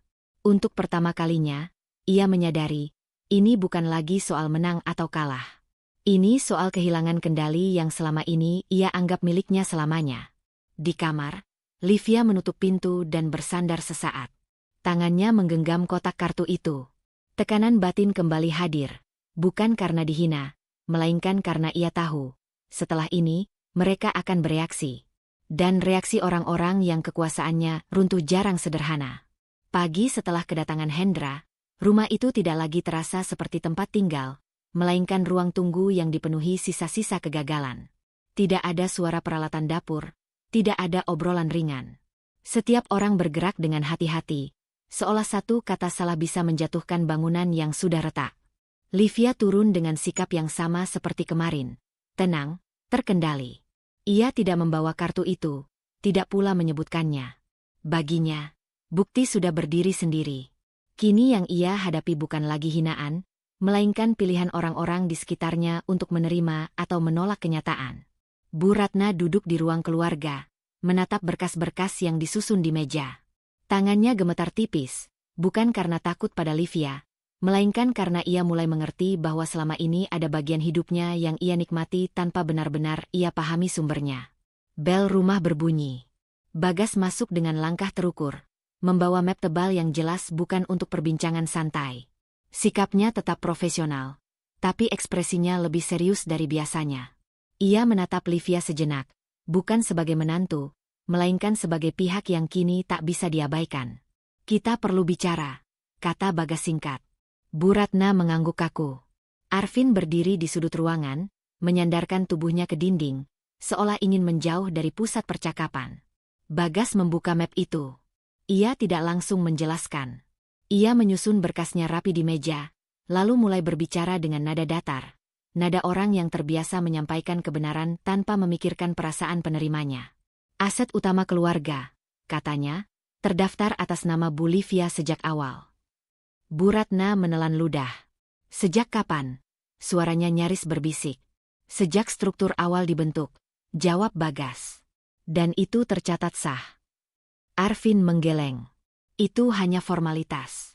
Nama bisa dicantumkan tanpa makna. Bagas menoleh padanya. Tidak dalam kasus ini. Ia menunjuk satu dokumen. Kepemilikan, otorisasi, dan akses penuh berada pada satu nama. Bukan simbolik. Keheningan kembali jatuh. Kali ini lebih berat. Bu Ratna memejamkan mata. Kilasan-kilasan kecil berputar di kepalanya. Rumah yang selalu terawat, tagihan yang selalu lunas, kemudahan yang tak pernah ia pertanyakan. Semua itu kini terasa seperti utang yang baru ia sadari keberadaannya. Berarti, suaranya terhenti. Selama ini. Ya, jawab Bagas singkat. Operasional keluarga berjalan dari sana. Tidak ada nada menyudutkan. Justru itu yang membuat kebenaran terasa kejam. Bu Ratna membuka mata, menatap Livia. Tatapannya berubah, bukan lagi merendahkan, tapi diliputi sesuatu yang mendekati rasa malu. Namun Arvin bergerak lebih dulu. Ini tidak adil, katanya keras. Kalau memang begitu, kenapa tidak dari awal dibicarakan? Livia menoleh padanya. Kamu tidak pernah bertanya. Arvin terdiam sejenak, lalu menghela napas kasar. Karena aku percaya semuanya baik-baik saja. Percaya atau mengabaikan? Tanya Livia. Nada suaranya tetap tenang. Arvin tidak menjawab. Ia memilih menatap lantai. Sikapnya jelas. Lebih mudah menyangkal daripada mengakui kesalahan yang terlalu besar. Bagas menutup mapnya. Saya hanya menyampaikan fakta, katanya. Apa yang dilakukan selanjutnya adalah keputusan keluarga. Ia berdiri dan berpamitan. Sebelum keluar, ia menatap Livia sekali lagi. Tidak ada dukungan verbal, tapi ada pengakuan diam-diam bahwa posisinya kini jelas. Setelah Bagas pergi, rumah itu kembali sunyi. Bu Ratna duduk perlahan, seolah lututnya tak lagi kuat menopang. Aku tidak tahu, katanya lirih. Aku benar-benar tidak tahu. Livia mendengarnya. Dadanya menghangat sesaat, bukan oleh kepuasan, melainkan oleh kelelahan yang menumpuk. Aku tahu, jawabnya. Dan itu yang paling menyakitkan. Arvin mengangkat kepala. Jadi sekarang apa? Tanyanya dengan nada defensif. Kamu mau balas dendam? Livia menatap suaminya lama. Aku hanya ingin berhenti diinjak. Arvin tertawa pendek. Kamu berlebihan. Kalimat itu menutup kemungkinan rekonsiliasi yang rapuh. Livia merasakan sesuatu mengeras di dalam dirinya. Bukan amarah, melainkan kejelasan. Malam itu, Livia duduk sendirian di kamar. Ia membuka catatan kecil yang selama ini ia simpan, membaca ulang daftar akses dan opsi yang tersedia. Setiap baris terasa seperti tangga yang harus ia naiki satu persatu. Tidak ada jalan cepat. Tidak ada langkah tanpa risiko. Di luar kamar, Bu Ratna terjaga lama. Ia menyadari sesuatu yang tak bisa ia tarik kembali. Selama ini ia hidup dari uang menantunya, dan ia telah menghinanya tanpa ragu. Sementara itu, Arvin memilih tidur lebih awal, seolah dengan memejamkan mata ia bisa menunda kenyataan. Penyangkalannya menjadi tembok terakhir yang memisahkannya dari tanggung jawab. Livia menutup catatannya dan menarik napas panjang. Tekanan batin yang kini ia rasakan bukan lagi tentang pembuktian, melainkan tentang arah. Karena setelah kebenaran dijelaskan dan tetap ditolak, pilihan berikutnya akan menentukan segalanya. Dan ia tahu, keputusan kecil berikutnya tidak akan ramah. Pagi itu, Livia bangun dengan satu kepastian yang tak lagi bisa ia tunda. Selama ini, ia membiarkan banyak hal berlalu dengan diam, bukan karena tidak mampu bicara, tetapi karena ia berharap suatu hari pengakuan datang dengan sendirinya. Namun setelah semua kebenaran terpapar dan tetap disangkal, ia tahu, konfrontasi bukan lagi pilihan, melainkan keharusan. Bu Ratna sudah berada di ruang keluarga. Rambutnya tersanggul rapi seperti biasa, tapi sorot matanya kosong. Ia memegang cangkir teh yang sudah dingin, tidak benar-benar diminum. Sejak semalam, tidur tidak lagi datang dengan mudah. Livia berdiri di ambang pintu sejenak sebelum masuk. Ia tidak membawa dokumen, tidak membawa kartu. Yang ia bawa hanya dirinya sendiri, dan itu cukup. Kita perlu bicara, kata Livia. Bu Ratna menoleh perlahan. Tentang apa lagi? Suaranya datar, lelah, tapi masih menyisakan sisa kewibawaan yang selama ini ia pertahankan. Tentang bagaimana aku diperlakukan, jawab Livia. Bu Ratna tersenyum tipis, getir. Kamu mau mengungkit lagi? Aku mau menutupnya, kata Livia. Dengan jujur. Mereka duduk berhadapan. Tidak ada Arvin. Tidak ada saksi. Hanya dua perempuan dengan posisi yang selama ini timpang, kini terpaksa berhadapan setara. Aku tidak pernah berniat merebut apapun, Livia memulai. Suaranya tenang tapi tegas. Aku hanya ingin hidup sebagai istri yang dihargai. Bu Ratna mendengus kecil. Dihargai atau dipuja? Dihormati. Koreksi Livia. Ada bedanya. Keheningan menggantung. Livia melanjutkan, kali ini tanpa ragu. Setiap kali aku memberi masukan, ibu bilang aku tidak tahu diri. Setiap kali aku diam, ibu bilang aku tidak membawa apa-apa. Bahkan ketika aku memegang kendali, aku tetap dianggap tidak layak bicara. Bu Ratna menegakkan punggungnya. Kamu tahu kenapa? Tanyanya tajam. Karena kamu tidak pernah menunjukkan siapa dirimu sebenarnya. Livia tersenyum pahit. Karena setiap kali aku mencoba, ibu memanggilku halu. Kata itu jatuh seperti pengakuan dosa. Bu Ratna menelan ludah. Ia mengingat jelas teriakan itu, cek yang melayang, tawa yang dulu ia anggap kemenangan. Kamu tahu rasanya? Lanjut Livia, suaranya sedikit bergetar, tapi tidak pecah. Diinjak di rumah sendiri. Menjaga muka orang-orang yang tidak pernah mau menjagaku. Bu Ratna membuka mulut, lalu menutupnya kembali. Untuk pertama kalinya, ia tidak menemukan pembenaran yang nyaman. Aku tidak tahu, katanya lirih. Aku pikir kamu hanya terlalu diam. Aku diam karena aku menghormati, jawab Livia. Dan itu yang paling mahal yang pernah aku bayar. Bu Ratna menunduk. Bahunya perlahan merosot, seperti kehilangan penyangga. Aku tidak menyangka, katanya lagi, kali ini nyaris berbisik. Aku benar-benar tidak menyangka. Karena ibu tidak pernah ingin tahu, balas Livia. Kalimat itu bukan teriakan. Justru karena kelembutannya, ia terasa lebih tajam. Bu Ratna memejamkan mata. Di kepalanya, potongan-potongan lama mulai tersusun ulang. Setiap ejekan, setiap tawa, setiap penolakan yang dulu terasa wajar. Aku hidup dari uangmu, ucap Bu Ratna akhirnya, suaranya bergetar. Dan aku menghinamu. Kata-kata itu seperti runtuhnya tembok terakhir. Air mata mengalir tanpa bisa ditahan. Bu Ratna menutup wajahnya, bahunya terguncang. Runtuh, tanpa sisa topeng. Livia mengamati dari seberang meja. Di dalam dadanya, ada rasa lega yang aneh, bukan karena melihat Bu Ratna jatuh, melainkan karena akhirnya kebenaran diucapkan. Namun bersamaan dengan itu, muncul tekanan baru. Apa yang harus ia lakukan dengan pengakuan ini? Aku tidak meminta maafmu hari ini, kata Livia pelan. Aku hanya ingin kamu tahu apa yang kamu lakukan padaku. Bu Ratna mengangguk lemah. Aku tahu sekarang. Dan aku ingin kamu mengerti satu hal, lanjut Livia. Aku tidak akan lagi mengecilkan diriku agar orang lain merasa besar. Bu Ratna mengangkat wajahnya. Matanya merah, tatapannya rapuh. Lalu aku harus bagaimana? Pertanyaan itu menggantung. Livia tidak menjawab langsung. Ia berdiri perlahan. Itu bukan tugasku lagi, katanya akhirnya. Ia melangkah pergi, meninggalkan Bu Ratna yang masih duduk dengan tubuh yang terasa asing baginya sendiri.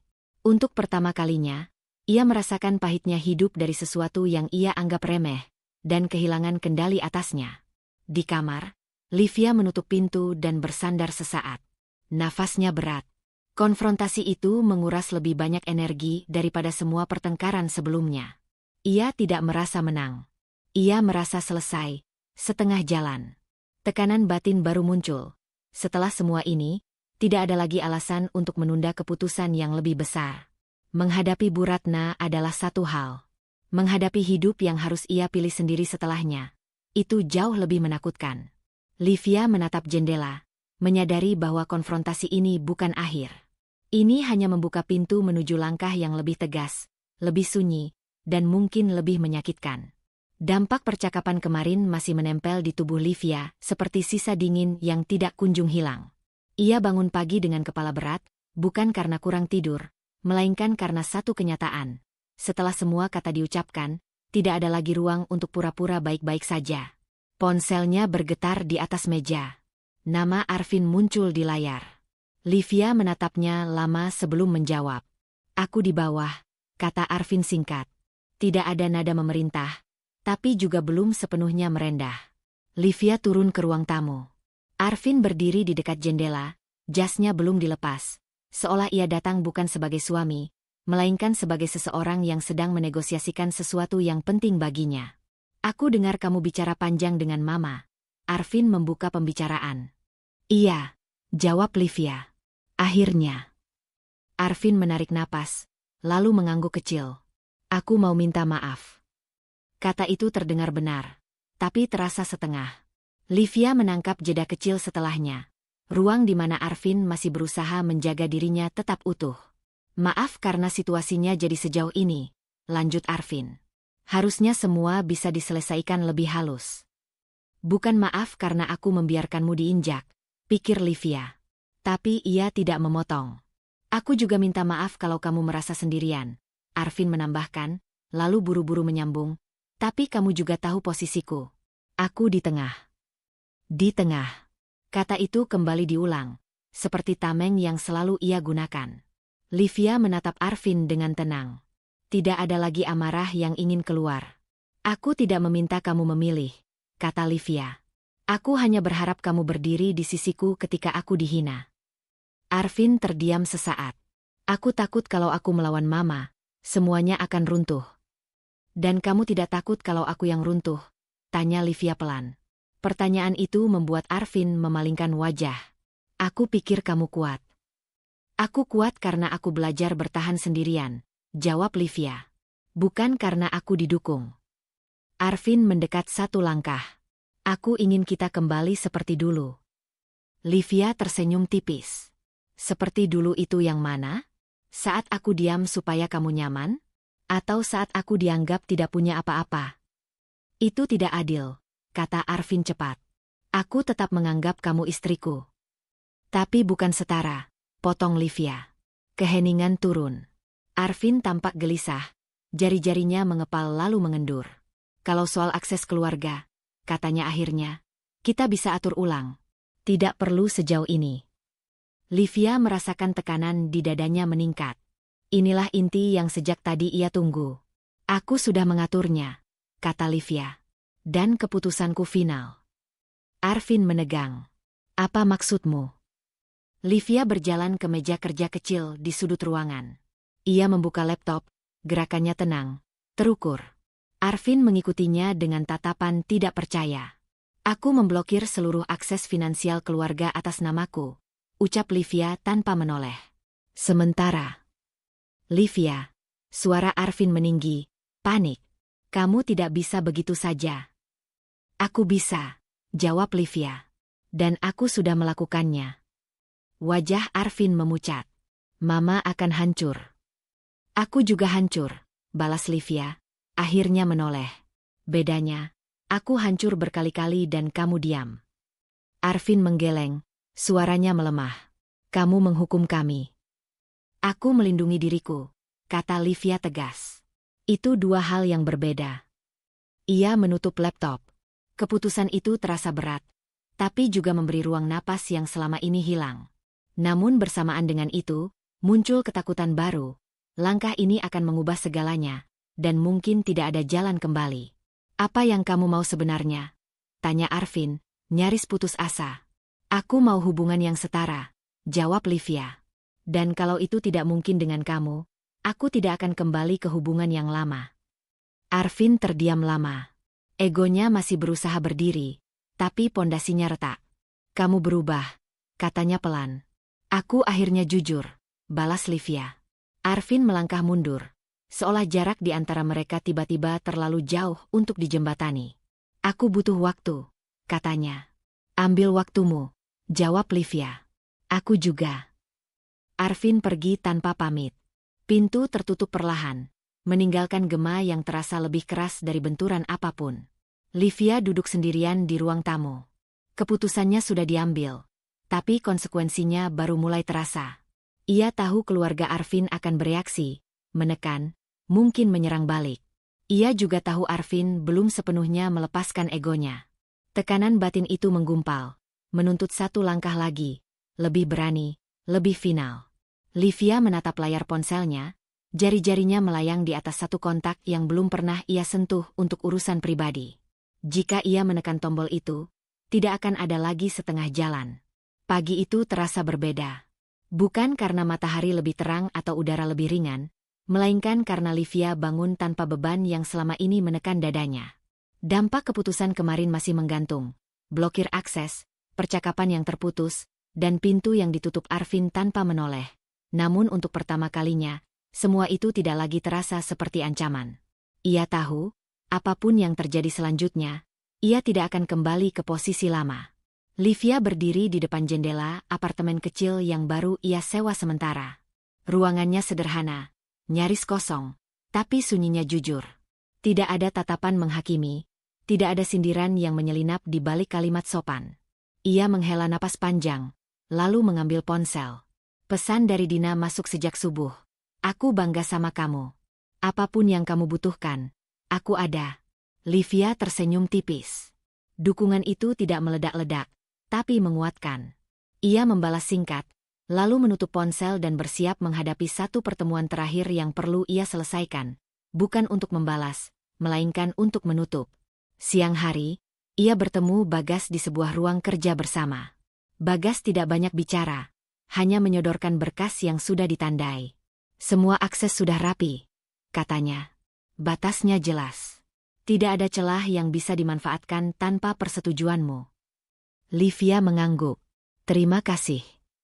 Ini bukan soal menang atau kalah, tambah Bagas, menatapnya lurus. Ini soal kamu akhirnya berdiri di tempat yang seharusnya. Kalimat itu menetap di benak Livia saat ia menandatangani dokumen terakhir. Tinta hitam mengering, dan bersamaan dengan itu, sebuah bab tertutup rapi.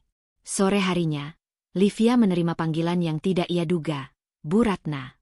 Nama itu membuat jantungnya berdenyut pelan, bukan karena takut, melainkan karena ia tahu inilah momen yang selama ini mengintai dari kejauhan. Livia mengangkat telepon. Kamu di mana? Suara Bu Ratna terdengar kaku, kehilangan nada perintah yang dulu selalu hadir. Di tempatku, jawab Livia tenang. Aku perlu bicara. Mereka bertemu di sebuah kafe yang netral. Bu Ratna datang tanpa riasan berlebihan. Langkahnya tidak lagi mantap. Livia memperhatikan perubahan itu tanpa rasa puas. Ia hanya mencatat, sebagaimana seseorang mencatat cuaca, apa adanya. Kamu sudah keterlaluan. Bu Ratna membuka, tapi suaranya goyah. Keluarga ini. Berhenti, potong Livia lembut, tapi tegas. Aku tidak datang untuk diperdebatkan. Bu Ratna terdiam. Tatapannya beralih ke meja, lalu kembali ke wajah Livia. Aku tidak tahu, katanya lirih. Aku benar-benar tidak tahu. Aku tahu, jawab Livia.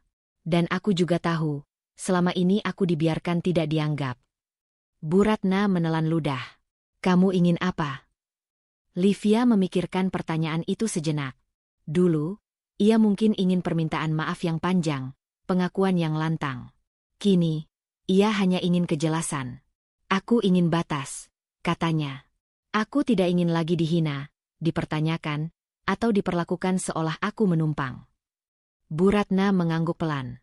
Kata-kata itu, dasar halu, kembali ke aku, ucapnya, nyaris berbisik. Sekarang orang-orang menatapku seolah aku yang berhayal. Livia menatap Bu Ratna tanpa kemenangan di mata. Aku tidak datang untuk membalas. Aku datang untuk pergi dengan baik. Pertemuan itu berakhir tanpa pelukan, tanpa drama. Hanya dua orang yang akhirnya berdiri pada kenyataan masing-masing. Livia melangkah keluar kafe dengan langkah ringan. Malamnya, Arvin mengirim pesan panjang. Isinya permintaan maaf yang lebih jujur dari sebelumnya, tapi masih disisipi pembelaan. Livia membaca hingga selesai, lalu menutup ponsel. Ia tidak membalas saat itu. Keputusan terpenting sudah ia buat. Ia tidak akan kembali ke hubungan yang tidak setara. Beberapa hari berlalu. Livia menata rutinitas baru, bekerja dengan ritme yang ia pilih, bertemu orang-orang yang menghormatinya, mengatur keuangannya dengan tenang. Tidak ada euforia, hanya kestabilan yang selama ini ia rindukan. Suatu sore, ia berdiri di depan koper yang setengah terisi. Bukan untuk kabur, melainkan untuk pindah sepenuhnya. Ia mengambil satu napas dalam, lalu menutup koper itu. Pergi kali ini bukan karena diusir, bukan karena kalah, melainkan karena ia memilih dirinya sendiri. Saat melangkah keluar, Livia menoleh sebentar ke ruang kosong di belakangnya. Tidak ada dendam yang ia bawa. Hanya harga diri yang akhirnya utuh, dan keyakinan bahwa hidup barunya akan dibangun di atas batas yang sehat, meski risikonya harus ia hadapi sendiri. Kadang, luka terbesar bukan datang dari kekurangan, tapi dari terlalu lama menahan diri demi diterima. Mengalah tanpa batas bukan tanda cinta, melainkan cara pelan-pelan kehilangan harga diri. Belajarlah mengenali batas, karena orang yang benar-benar menghargai kita tidak akan membuat kita harus merendahkan diri agar dianggap ada. Terima kasih telah mengikuti perjalanan Livia hingga akhir. Semoga kisah ini mengingatkan kita bahwa pergi tidak selalu berarti kalah, dan diam tidak selalu berarti bijak. Sampai jumpa di cerita berikutnya. Tetap jaga hati, harga diri, dan keberanian untuk memilih diri sendiri.